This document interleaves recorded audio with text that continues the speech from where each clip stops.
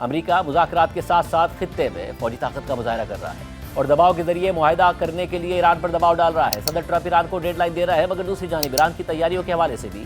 اہم تفصیلات سامنے آ رہی ہیں کہ کیسے ایران مذاکرات کے دوران کسی ممکنہ امریکی کارروائی سے پہلے اپنی تباہ شدہ فوجی اور جوہری تنصیبات کو دوبارہ تعمیر کر کے چھپا رہا ہے۔ اس حوالے سے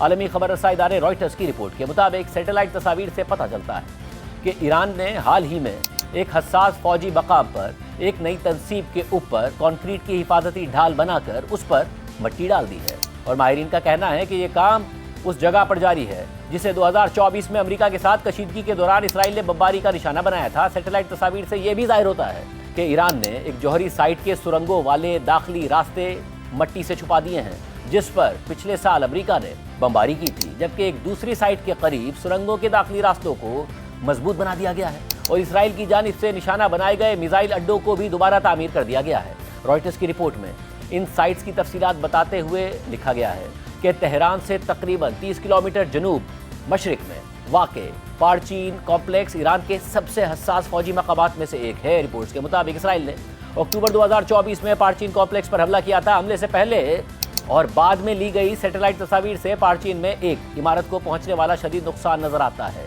اور 6 نومبر 2024 کی تصاویر میں دوبارہ تعمیر کے آثار نظر آتے ہیں، جیسا کہ آپ اسکرین پر دیکھ رہے ہیں۔ 12 اکتوبر 2025 کی تصاویر میں اس مقام پر تعمیراتی کام دکھائی دیتا ہے، جہاں ایک نئی عمارت کا ڈھانچہ نظر آ رہا ہے اور اس کے ساتھ 2 چھوٹی عمارتیں موجود ہیں۔ 14 نومبر 2025 کی تصاویر میں مزید پیش رفت واضح نظر آتی ہے، جہاں بڑی عمارت پر ممکنہ طور پر ایک چھت دکھائی دے رہی ہوتی ہے، لیکن 13 دسمبر 2025 کی تصاویر میں یہ تنصیب جزوی طور پر ڈھکی ہوئی نظر آتی ہے اور 16 فروری تک یہ بالکل غائب ہو جاتی ہے۔ رائٹرز کی رپورٹ میں مزید لکھا ہے کہ ماہرین کے مطابق پارچین کمپلیکس کی اس تنصیب کو کنکریٹ کے ڈھانچے سے چھپا دیا گیا ہے۔ Institute for science and international security نے 22 جنوری کی ایک تجزیاتی رپورٹ میں سیٹلائٹ تصاویر کا حوالہ دیتے ہوئے بتایا تھا کہ اس سائٹ پر نئی تعمیر شدہ تنصیب کے گرد کنکریٹ کی حفاظتی چادر بنانے میں پیش رفت ہوئی ہے۔ Institute for science and international security نے نومبر 2025 میں رپورٹ کیا تھا کہ سیٹلائٹ تصاویر میں جاری تعمیرات میں